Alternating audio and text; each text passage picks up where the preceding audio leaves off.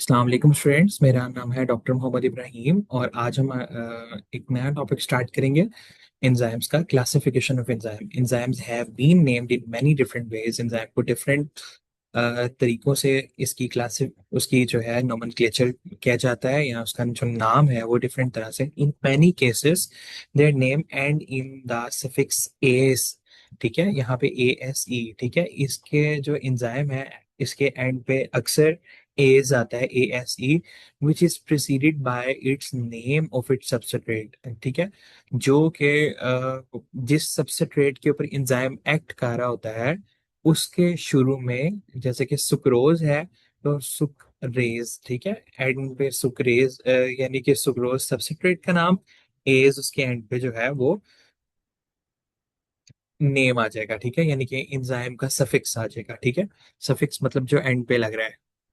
अब अगर ये लिपिड्स पे एक्ट कर रहा है तो ये लाइपेज। ठीक है, यानी कि लिपिड्स पे। उसके बाद अगर ये यूरिया बना रहा है तो यूरीएज। ठीक है, इस तरह से इसका नेम है। In other cases their name describe the action of the enzyme. कुछ केसेस के अंदर एंजाइम का जो नाम है वो उनका एक्शन डिफाइन कर रहा होता है। ट्रांसमिथाइलेज यानी कि जो मिथाइल ग्रुप को ट्रांसफर करता है या ऑक्सीडेशन करता है, oxidase. In still other cases their name are trivial. कुछ केसेस में उनका नेम जो है इतनी इंपॉर्टेंस नहीं रखता है। ट्रिवियल का मतलब होता है of little importance. Do not at all point out their substrate. जो है कि उनका नाम एंजाइम का वो किसी भी सबस्ट्रेट को पॉइंट आउट नहीं कर रहा होता है। और पैंक्रियाटिक लाइपेज और अदर इंडिकेट सम डिस्टिंक्टिव फीचर्स। ठीक है, और कुछ जो है एंजाइम के नाम जो है वो उनके डिस्टिंक्टिव फीचर्स को जो है वो डिफाइन कर रहे होते हैं। अ, जैसे कि सीरीन प्रोटीएज है। सीरीन जो है वो एक अमाइनो एसिड है। अ, वो इस प्रोटीएज एंजाइम के लिए बहुत ज़्यादा जरूरी है उसकी फंक्शनिंग के लिए। ठीक है, तो ये इसकी डिस्टिंक्टिव फीचर बनता है कि serine is essential for the functioning of that enzyme. अब according to the enzyme classification, sorry, enzyme commission system. Enzyme commission system के मुताबिक 6 क्लासेस ऑफ एंजाइम है। ठीक है, जिसकी आगे से फर्दर क्लासेस और सब क्लासेस हैं। तो हम लोग हर एक एक को पढ़ते हैं। सबसे पहले ऑक्सीडो रिडक्टेजेस हैं, ट्रांसफरेजेस हैं, हाइड्रोलेजेस हैं, लाइएजेस हैं, आइसोमरेजेस हैं और लाइगेजेस हैं। ठीक है, सबसे पहले हम लोग ऑक्सीडो रिडक्टेजेस को देखते हैं। these enzymes also called redox enzymes, इनको हम लोग redox enzymes भी कहते हैं। ठीक है, redox से मुराद होता है ऑक्सीडेशन और रिडक्शन जो करवाते हैं। ऐसे एंजाइम जो कि ऑक्सीडेशन और रिडक्शन रिएक्शंस को कैटेलाइज करवाते हैं। ऑक्सीडेशन की जो है वो 3 तरह की डेफिनेशंस होती हैं, या ऑक्सीडेशन को 3 तरह से डिफाइन किया जाता है। Oxidation is the loss of electron. ठीक है, ऑक्सीडेशन को इस तरह से भी कहा जाता है कि अगर किसी भी एलिमेंट के अंदर से लॉस ऑफ इलेक्ट्रॉन हो। ठीक है, उसके बाद एडिशन ऑफ ऑक्सीजन, या फिर ठीक है रिमूवल ऑफ हाइड्रोजन।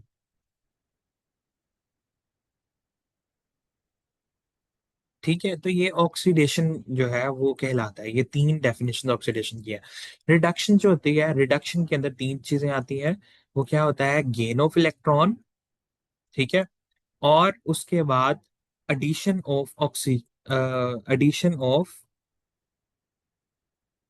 हाइड्रोजन और रिमूवल ऑफ ऑक्सीजन। ठीक है, ये 3 है। ठीक है, आप ये वाला जो ऑक्सीडो रिडक्टेजेस एंजाइम्स जो है ये ऑक्सीडेशन और रिडक्शन रिएक्शन को कैटेलाइज करवाते हैं, हाइड्रोजन एटम्स को ट्रांसफर करवाते हैं। ठीक है, किसी के अंदर हाइड्रोजन एटम का रिमूवल हो रहा होगा, किसी के अंदर जो है वो एडिशन हो रहा होगा, यानी कि ट्रांसफर करवा रहे हैं हाइड्रोजन एटम को या फिर हाइड्राइड आइंस को। तो इनकी भी आगे से फर्दर क्लासेस हैं, ऑक्सीडेजेस, डीहाइड्रोजनेजेस, हाइड्रोपर ऑक्सीडेजेस, ऑक्सीजनेजेस। इस तरह से इनकी डिफरेंट जो है वो क्लासिफिकेशंस हैं। तो जी स्टूडेंट, सबसे पहले नंबर पे हमारे पास क्लासिफिकेशन में ऑक्सीडेजेस हैं। ऑक्सीडेजेस के अंदर ये क्या होता है कि हम लोग एडिशन ऑफ ऑक्सीजन करवाते हैं या किसी के अंदर हम लोग रिमूवल ऑफ हाइड्रोजन करवा रहे हैं। ठीक है, इसको मैं मजीद जो है वो एक्सप्लेन करता हूँ। ये देखें कि ये हमारे पास सबस्ट्रेट है, इसके अंदर हाइड्रोजन है। ठीक है, और साथ में हमारे पास ऑक्सीजन भी है। ठीक है, तो हम लोग एंजाइम को इस्तेमाल करेंगे सबस्ट्रेट के अंदर से रिमूवल ऑफ हाइड्रोजन करवाएंगे, जिसे हम लोग ऑक्सीडेशन का नाम दे रहे हैं। ऑक्सीडेशन की डेफिनेशन में मैंने अभी आपको बताया कि रिमूवल ऑफ हाइड्रोजन भी जो है वो ऑक्सीडेशन की डेफिनेशन में आता है। ठीक है, तो हम लोग इसका जब एडिशन ऑफ ऑक्सीजन कह रहे हैं इस एक जो नए कंपाउंड के अंदर, यानी कि H2O2 या हाइड्रोजन पेरोक्साइड बन रहा है, इसके अंदर यानी कि हाइड्रोजन को रिमूव करके ऑक्सीजन के साथ ऐड कर रहे हैं, तो ये हमारा ऑक्सीडेसिस का रिएक्शन है। ठीक है, यहाँ पे जो एंजाइम कंडक्ट करवा रहा है इस रिएक्शन को वो ऑक्सीडेज है। ठीक है, यहाँ पे मेनली हाइड्रोजन ट्रांसफर हो रहा है, हाइड्रोजन इस कंपाउंड से इस कंपाउंड में यहाँ पे रिमूवल हो रहा है। ठीक है, और इसके साथ जाके ऐड हो रहा है। ठीक है, तो ये ऑक्सीडेजिस कर रहे हैं। ठीक है, जैसे कि हाइपोजेंथीन एग्जाम्पल है इसकी, जेंथिन ऑक्सीडेज हमारा एक एंजाइम होता है, ऑक्सीडेज है एंजाइम ये। ठीक है, तो हाइपोजेंथीन के साथ में ऑक्सीजन मिलता है तो ये जेंथिन बनाता है और साथ में हाइड्रोजन पेरोक्साइड बनाता है। ठीक है, जैसे ऊपर ये रिएक्शन लिखा हुआ है ना कि यहाँ से हाइड्रोजन मिलेगा, ये ऑक्सीजन के साथ जाके मिलेगा तो ये हाइड्रोजन पेरोक्साइड बनाएगा। इसी तरह से जेंथिन बन गया, जेंथिन जो है वो ऑक्सीजन के साथ मिलता है और ये यूरिक एसिड बनाता है। आप लोगों ने इसी रिएक्शन को करना है। ठीक है, इसके अंदर वहां पे जो रिएक्शन लिखे हुए हैं वो गलत लिखे हुए हैं। ठीक है, तो आप लोगों ने ये वाले रिएक्शन जो है वो आप लोगों ने इसकी जगह पे फॉलो करने हैं। Back to the topic. ठीक है, कि जेंथिन हाइपोजेंथिन है, हाइपोजेंथिन से जो है वो हमारे पास जेंथिन बनता है और जेंथिन से जो है वो हमारे पास यूरिक एसिड बनता है। जब हम लोग ऑक्सीडेजेस ये सारा रिएक्शन करवाते हैं और इसके साथ में ऑक्सीजन भी मिल रही होती है और हर स्टेप में जो है हाइड्रोजन पर ऑक्साइड भी बन रहा होता है। ठीक है, उसके बाद जो है वो हमारे पास आता है डीहाइड्रोजनेज। डीहाइड्रोजनेज ये है कि जो रिमूवल ऑफ हाइड्रोजन करवाते हैं एंजाइम्स, और जो है जो हाइड्रोजन होगा वो किसी न्यूक्लियोटाइड को देते हैं, जैसे कि निकोटीनामाइड एडेनिन डाइन्यूक्लियोटाइड NAD+ जो होता है मॉलिक्यूल, यानी कि जैसे कि मैं कह देता हूँ कि लैक्टिक एसिड से हाइड्रोजन निकाल के वो NAD+ को देते हैं ताकि वो NADH बन जाए। ठीक है, तो वो डीहाइड्रोजनेजेस एंजाइम होते हैं, ऐसे एंजाइम जो कि रिमूवल ऑफ हाइड्रोजन करवाते हैं। इतनी सी बात है, ऐसे एंजाइम्स जो कि रिमूवल ऑफ हाइड्रोजन करवाते हैं वो डीहाइड्रोजनेजेस एंजाइम है।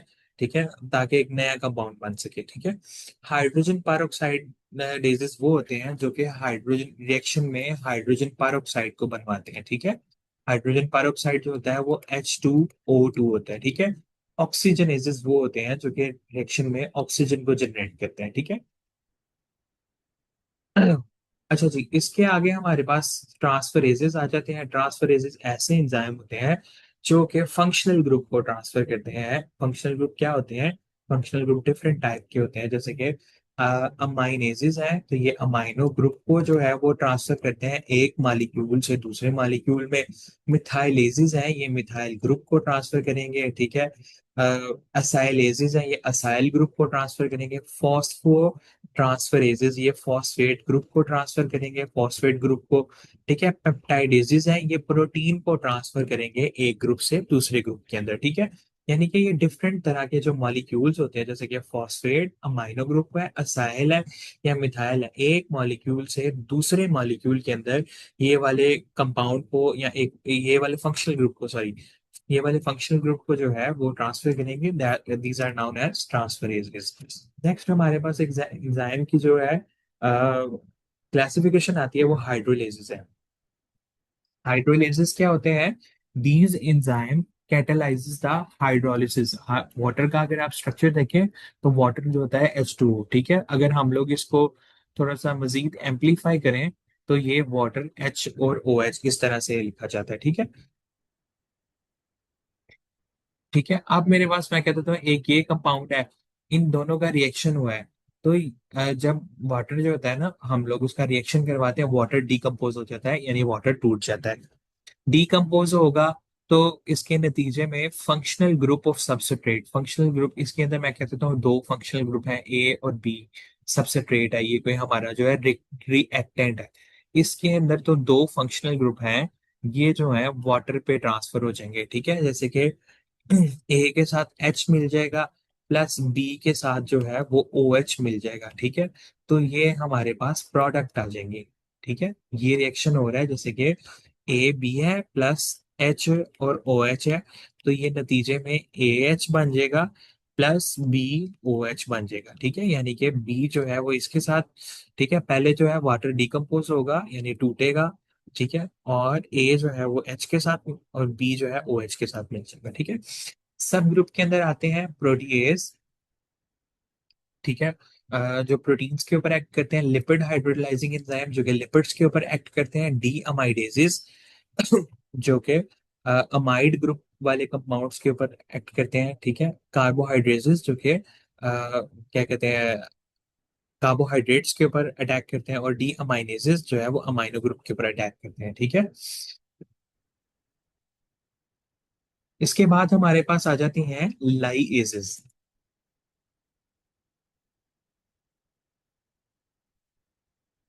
These enzymes catalyze the addition of the amino NH3, H2O, water या फिर कार्बन डाइऑक्साइड। ठीक है, अगर कोई भी कंपाउंड है, फॉर एग्जांपल मैं कह देता हूँ कि कोई भी कंपाउंड है जिसके अंदर डबल बॉन्ड था, इस तरह से करके मैं, कोई भी कंपाउंड है, ठीक है, तो ये वाले लाइएजेस एंजाइम्स जो होते हैं उस डबल जो है वो इस डबल बॉन्ड को तोड़वाएंगे और उसके अंदर एक नया ग्रुप ऐड करवाएंगे, जैसे कि NH3 ऐड करवा देंगे, या उसकी जगह पे कार्बन डाइऑक्साइड ऐड हो रही है, या फिर उसकी जगह पे वट एवर जो भी एक नया ग्रुप पर ऐड करवाएंगे, addition of the NH3 H2O या CO2 टू डबल बॉन्ड। ठीक है, जहाँ पे डबल बॉन्ड होगा वहां पे एक नई जो है वो ग्रुप ऐड करवाएंगे, और रिमूवल ऑफ दीज ग्रुप, या फिर इस अगर ये ग्रुप रिमूव होते हैं तो वहां पे दोबारा से फिर क्या बन जाता है, डबल बॉन्ड बन जाता है। ठीक है, तो ये वाली जो एक्टिविटी पर कौन परफॉर्म करवाता है, लाइएज, यानी कि ये टू वे रिएक्शन है। ये फ्यूमरिक एसिड प्लस वाटर, इसके अंदर वो वाटर का एडिशन करवा रहा है तो मैलिक एसिड बन रहा है, तो मैलिक एसिड से वापस फ्यूमरिक एसिड भी बन जाता है, यानी कि टू वे रिएक्शन है, इसको फ्यूमरेज परफॉर्म कर रहा है। देन हमारे पास आ जाते हैं आइसोमरेजेस। आइसोमर्स क्या होते हैं बेसिकली, जो कि जिनका स्ट्रक्चर जो है वो डिफरेंट होता है। ठीक है, लेकिन नंबर ऑफ कार्बन एटम्स, ठीक है, या नंबर ऑफ जो मॉलिक्यूल्स होते हैं, जैसे कि अगर 6 कार्बन है तो कार्बन उसके अंदर 6 ही है। ठीक है, हाइड्रोजन अगर 12 है तो 12 ही है। ठीक है, दोनों के अंदर, लेकिन इनके स्ट्रक्चर में फर्क होता है। ठीक है, let me show you with the help of the diagram. Let me show you, अब ये देखें सर आप, ये फ्रुक्टोज 6 फॉस्फेट है और ये ग्लूकोज 6 फॉस्फेट है। ठीक है, इन दोनों का जो स्ट्रक्चर है वो सेम है। ठीक है, सेम से मुराद ये है, इन दोनों की जो, यानी कि ये एक दूसरे के आइसोमर है। आइसोमर से मुराद ये होता है कि इनके अंदर नंबर ऑफ मॉलिक्यूल्स जो है वो बिल्कुल सेम होते हैं। नंबर ऑफ मॉलिक्यूल्स सेम होने की वजह से यानी कि इसके अंदर जितने कार्बन होंगे उतने ही इसके अंदर कार्बन होंगे, बिल्कुल सेम सेम। ठीक है, हम इसे एक और डायग्राम के थ्रू समझते हैं। आप ये देखिए जरा, ये दोनों जो है वो डायग्राम लिखी हुई है जिसके अंदर क्या है, ये ग्लूकोज 6 फॉस्फेट है और फ्रुक्टोज 6 फॉस्फेट। ये भी सेम है, इसके अंदर जितने मॉलिक्यूल्स हैं इसके अंदर है उतने ही मॉलिक्यूल्स इसके अंदर है, या सॉरी मॉलिक्यूल कह रहा हूं मैं, जितने एलिमेंट इसके अंदर है उतने ही एलिमेंट्स इसके अंदर है। एक कार्बन, कार्बन 1 2 3 4 5 6, इसके अंदर भी कार्बन 1 2 3 4 5 6। ठीक है, लेकिन इनके स्ट्रक्चरल चेंजेस हैं, ये कार्बन 1 के ऊपर यहाँ पे ग्रुप अटैच है। ठीक है, इसके अंदर जो है हाइड्रोजन और इसके अंदर ऑक्सीजन, इसके अंदर कुछ चेंजेस हैं। ठीक है, इन दोनों का स्ट्रक्चर जो है वो बिल्कुल भी सेम नहीं है। ठीक है, ये 5 कार्बन शुगर है। ठीक है, और ये जो है, सॉरी ये 6 कार्बन है और ये भी 6 कार्बन है, लेकिन इसका और इसका स्ट्रक्चर जो है डिफरेंट है। इसका एक कार्बन बाहर है, इसका कार्बन जो है वो रिंग के अंदर है।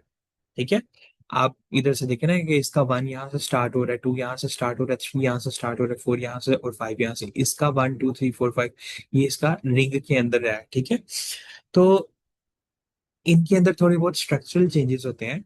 ठीक है, और इनकी प्रॉपर्टीज भी अलग हो जाती हैं, जिसकी वजह से इनकी प्रॉपर्टीज अलग हो जाती है, solubility, melting point, boiling point and all that, हर चीज जो है डिफरेंट हो जाती है। तो ये एक दूसरे के आइसोमर होते हैं।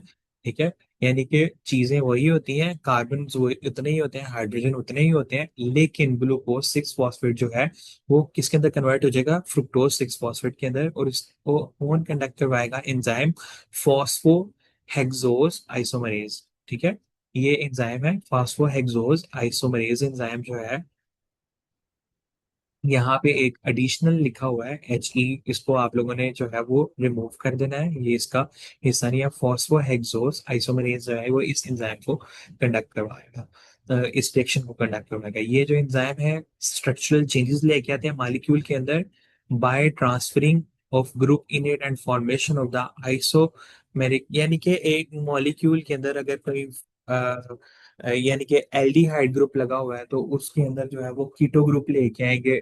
Number of carbon atom same है, ठीक है, number of carbon atom oxygen और हाइड्रोजन जो जितने एलिमेंट्स हैं वो सारे सेम है, लेकिन वो एल्डिहाइड ग्रुप को कीटो ग्रुप के अंदर जो है वो चेंज करेंगे, या ट्रांसफर ऑफ ग्रुप उसके अंदर कोई नया ग्रुप लेके आएंगे, फंक्शनल ग्रुप जो होता है।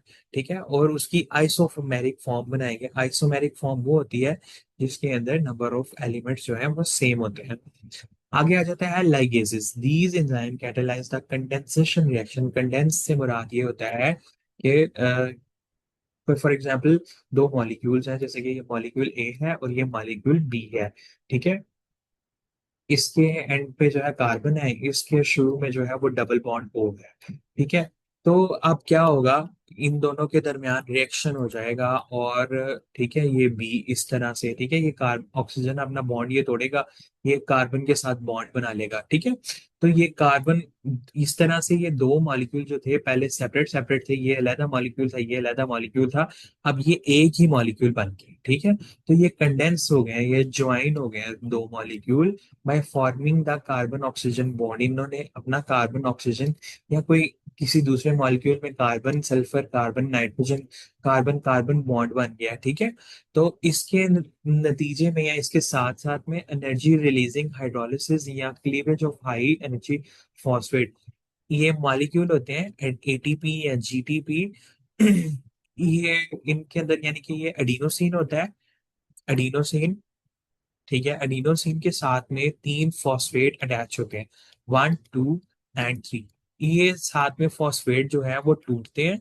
ठीक है, तो ये एनर्जी प्रोवाइड करते हैं। इसी तरह से GTP होता है, GTP के अंदर गुआनोसिन होता है, उसके साथ में तीन फॉस्फेट होते हैं। ठीक है, तो ये भी टूटते हैं, तो ये जब रिएक्शन जो है कंडक्ट हो रहा होता है तो एनर्जी रिलीज होती है, हाइड्रोलिसिस होती है, किसकी होती है, या तो ATP की होगी या फिर हमारी हाइड्रोलिसिस होगी GTP की, GTP की हाइड्रोलिसिस होगी या क्लीवेज होगी, टूटेगा वो और हाई एनर्जी फॉस्फेट रिलीज करेगा, यानी कि फॉस्फेट एक अलग होगा जिसके नतीजे में जब ये बॉन्ड टूटता है तो ये एनर्जी प्रोड्यूस होती है। ठीक है, इसकी एग्जाम्पल में उसने हमें बताया हुआ है एसिटाइल कोएंजाइम ए जब मोलोनाइल कोएंजाइम ए के अंदर कन्वर्ट होता है, एंजाइम कौन सा इन्वॉल्व होता है, acetyl coenzyme A carboxylase.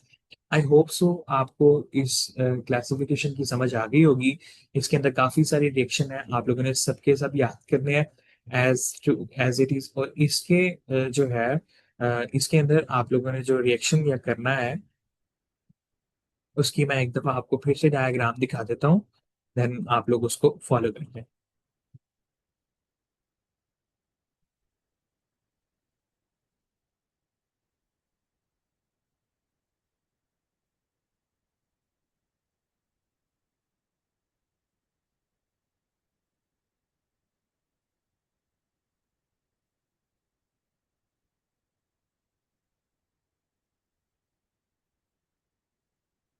Thank you so much, अभी तक के लिए इनफ है। इंशाल्लाह नेक्स्ट नेक्स्ट लेक्चर में मिलते हैं नए एक नए टॉपिक के साथ। अल्लाह हाफिज।